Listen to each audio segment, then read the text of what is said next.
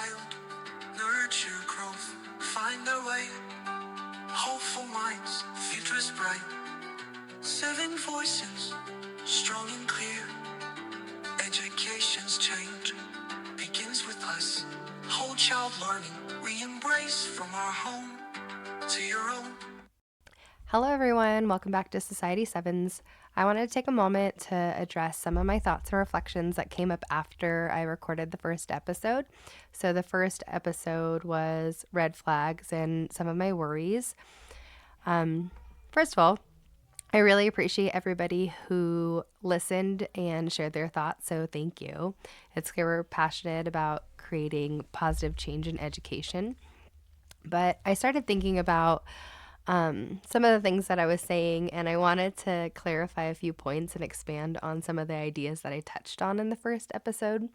So I wanted to get the right message out there. So the first thing was, first, let me be absolutely clear.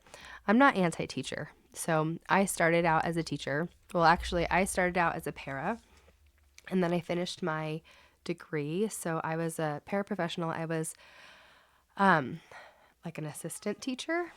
And so I still consider myself a teacher. And I have so much respect for the hard work and dedication of teachers. And after the pandemic, I don't think I'd ever go back into the classroom. So when I reflect on my first 2 years of teaching, though, I do believe that our teachers do not have the proper teacher education programs and systems in place for them to be successful. And we need better training for our new teachers. And now, I can't speak for every teacher education program because I don't know every teacher education program. I can only speak to the programs that I'm aware of and the program that I went through. So from my experience, I don't feel that I was prepared from what I received from my college education coursework, from my bachelor's and from my master's, and from the cohort that I received from the district that I went through, and from this assistance that I had with my first year mentor teacher. And we as educators need to do a better job equipping our new teachers with the tools and resources that they need to be successful. And so when I started teaching in middle school, and it was definitely like a baptism by fire. And so I wouldn't, while I did learn a lot of things, and as I reflect, like some of those things I needed to learn in those moments, and it forced me to be a stronger educator in the long run. There was a lot of people who left within the first year because it wasn't worth the pay and the college debt. But it's funny because educators or administrators say these things like, what's your why? And it drives teachers crazy. Like, remember your why. Why did you get into education? And I was listening to a podcast the other day. I think it's called The Science of Reading by Amplify. And the guest was saying that when he was transitioning into becoming a teacher, he was looking at an ad, and the Subway marketing ad said, "Everyone remembers their first grade teacher's name. Who will remember yours?"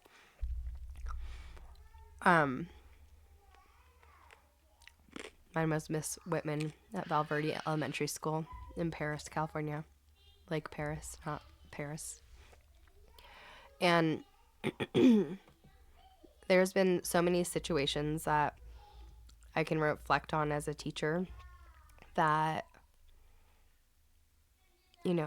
as an administrator, now I know what to do, but it wasn't because I was taught what to do in that situation as a teacher, in a class, in coursework, in a book, in a scenario, but because it happened in real life and I had to work through it, and there wasn't anything that prepared me for it.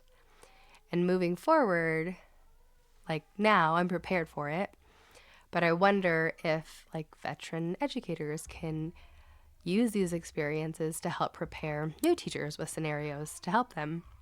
I mean, my mentor teacher didn't really help me with any of these things. So I'm like, how can we better prepare new teachers? I mean, I know there's been, so many conversations on how we can help provide teachers with some frameworks or sentence starters like we do with students to help guide conversations with parents, because it's not always covered in coursework. And to be honest, like, we as parents are not the easiest.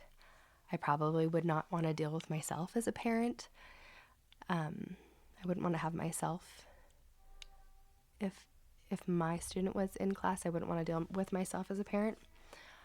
And at the end of the day, I have to remind ourselves, like, our students and teachers are people first, and they need to be treated with respect and empathy, because I know what it's like to be pulling up to work or on my way to work and crying and pulling myself together in the parking lot. I say all of this because I just think that, going into the field, majority of our teachers have the best intentions, and they truly are going into it because they want to help others and they want to make a difference and they want to make an impact on other people's lives. And then they get into it like having no idea, no training, no, I mean, yes, training, but not being trained for situations that you're going to know what to do with. Baptism by fire situations. And then, if you stay with it long enough, you're going to figure it out along the way. But it really is like one of those things where it's like, you kind of just have to stick with it. And if you make it out, then you feel good about it because you're going to know what to do next time. But you really have to have that, like, grit, and you really have to want to persevere. And it's tough because you don't get paid. Like, you go into education because you want to help others and you want to make a difference. And we always say, like, teachers, you don't go into education for the fame and fortune, and that's for sure. But I feel like we lose so many good teachers because of the things that we could change, Side note, I just wanted to make sure. I didn't want it to sound like I was anti-teachers, because I know I was I was saying that, in the first episode, there was things that I had to go and I had to advocate for my children. I'm not an anti-teacher. I started out as a teacher. I love the teachers. But there are systemic issues that we need to change within our society, within our teacher education programs. Those need to be addressed. So, second, I did mention state assessments, and I am not one of those anti-testers. So, I'm a huge data person. I love assessments. I believe data is essential for understanding student progress and making informed decisions. I was a special education teacher for 10 years, and I believe data is foundational, and this information, when done appropriate, especially in a team appropriate setting with all of the evaluations approached from all angles, can be beautiful and so extremely helpful. But I do think state assessments are often a waste of time. They don't provide meaningful, insightful data. They take away valuable time learning. I was looking at a blog, I think it's called Electable Blog, done March. It was posted, I think, March 26, 2021. And it was titled, Now's the Time to Get Rid of Standardized Tests. And the blog said that over $1.7 billion is spent on standardized testing in the US each year. Now, another $669 or $669 million is spent on elementary assessments, and between $34 and $65 per student per year is spent by the states on standardized testing. It costs $68 to register for SAT with essays, $67 for ACT with writing, so these are college admission exams. This money is paid directly by families or schools to cover the cost of their students. And if you have students who are not yet taking the SATs, but they're taking pre-SATs, they're also paying, or those students are paying $18 before they're paying the $68 or $67. And if you have students that are taking AP courses, each of those AP courses is $94 per test.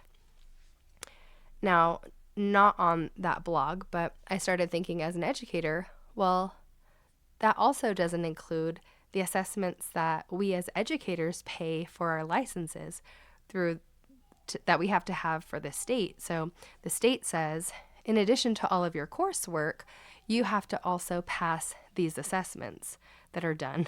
So we're paying hundreds of dollars to pass these assessments. And then where is all this money going? Like, this money is going to these testing companies that are for-profit private companies.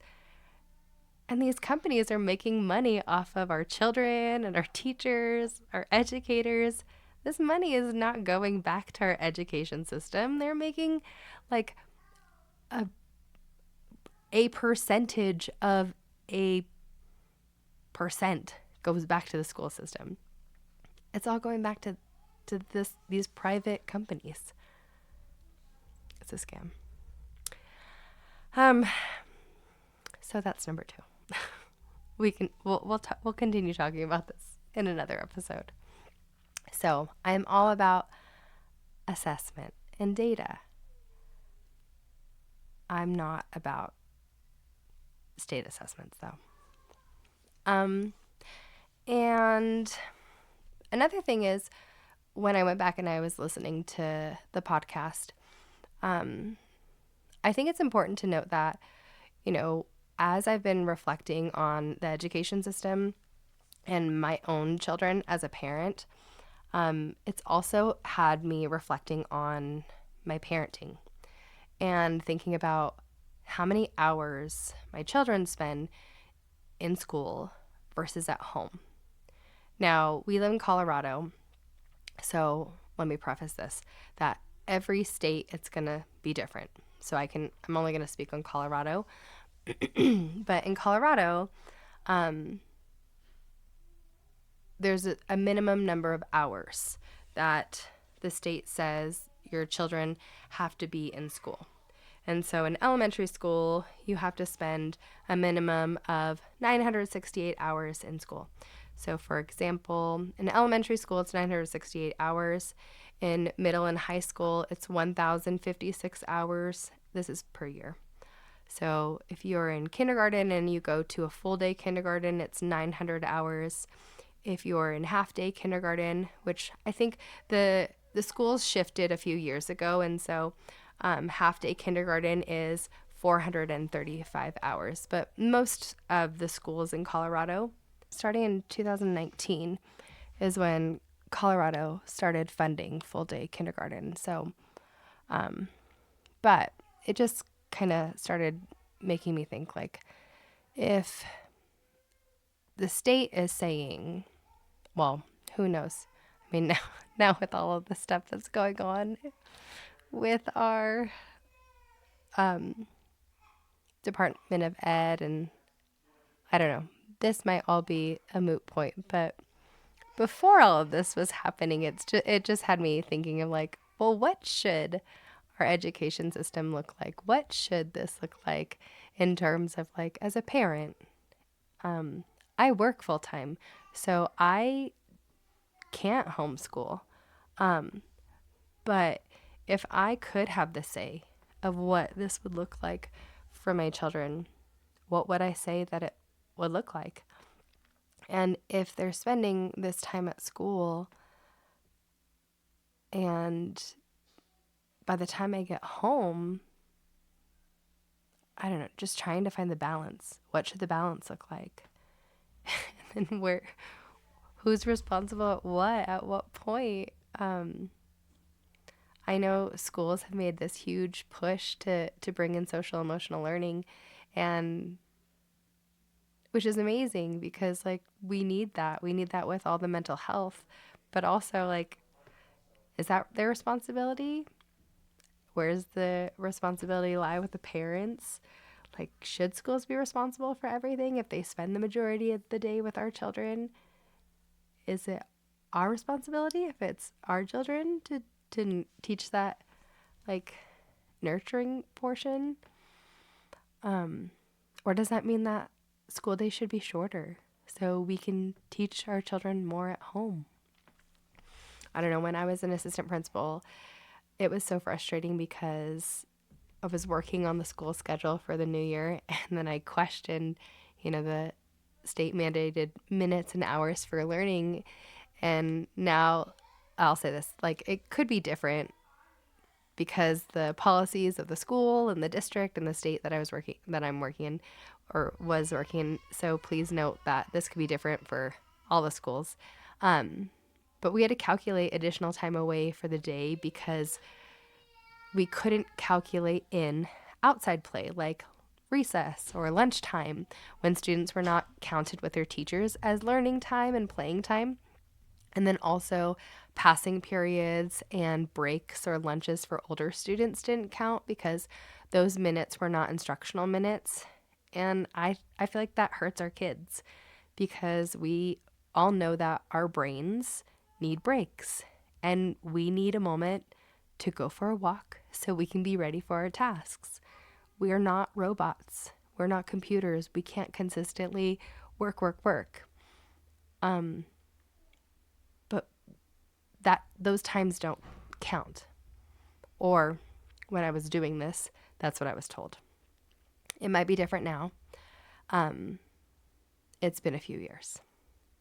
But all of this, going through all of this, like this has made me reflect, and all of this has made me reflect on my own parenting. And, I've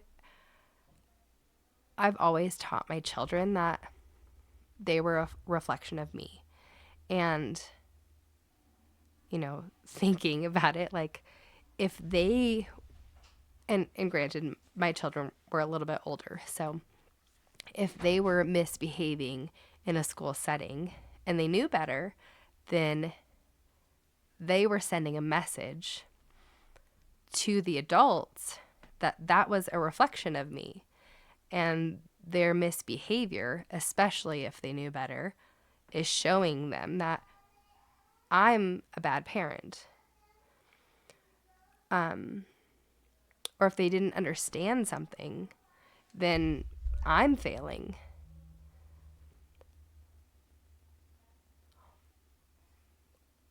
Or maybe I'm failing because I'm teaching them to be compliant. Either way, I even wonder if just in me teaching my children how to behave and then our high expectations with that behavior, if that might have made at least one of my children miss a diagnosis if I didn't practice like social skills, facial expressions, emotions. Like, did I fail that child by preparing too much?